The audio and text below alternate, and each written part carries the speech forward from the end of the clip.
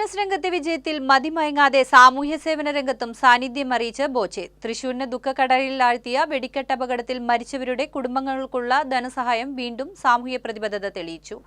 പിറന്നാൾ ദിനത്തിലും ഡോക്ടർ ബോബി ചെമ്മണ്ണൂരിന് ആഹ്ലാദം നൽകുന്നത് സാമൂഹ്യ പ്രവർത്തനങ്ങളാണ്. തൃശൂർ പൂരത്തിനോടനുബന്ധിച്ചുണ്ടായ വെടിക്കെട്ട് ദുരന്തത്തിൽ മരിച്ചവരുടെ കുടുംബങ്ങൾക്കുള്ള ബോച്ചെ ഫാൻസ് ചാരിറ്റബിൾ ട്രസ്റ്റ് 10 ലക്ഷം രൂപയാണ് ധനസഹായം നൽകിയത്. ബോബി ചെമ്മണ്ണൂർ ഇന്റർനാഷണൽ ഗ്രൂപ്പിന്റെ കോർപ്പറേറ്റ് ഓഫീസിൽ വെച്ച് നടന്ന ചടങ്ങിൽ ബോച്ചയുടെ സാന്നിധ്യത്തിലായിരുന്നു ധനസഹായ വിതരണം.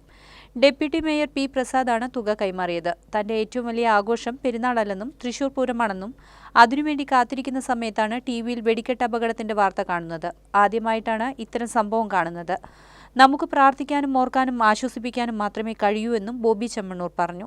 എൻ്റെ ഏറ്റവും വലിയ ആഘോഷം എന്താണെന്ന് ചോദിച്ചാൽ പെരുന്നാളൊന്നുമല്ല, തൃശ്ശൂർ പൂരം തന്നെയാണ്. അത് കഴിഞ്ഞിട്ടേ എന്തുള്ളൂ.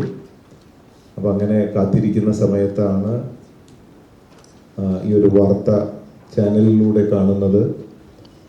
വളരെ വിഷമമുണ്ട്. കാരണം ഞാൻ ആദ്യമായിട്ടാണ് ഇത്രയും തരത്തിലുള്ള ഒരു സംഭവം കാണുന്നത്.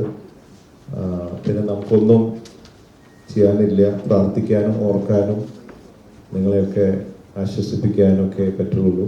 Thiruvambady Devaswom president PR Ravi, secretary K Girish Kumar, joint secretary P Sasidharan എന്നിവർ ചടങ്ങിൽ പങ്കെടുത്തു.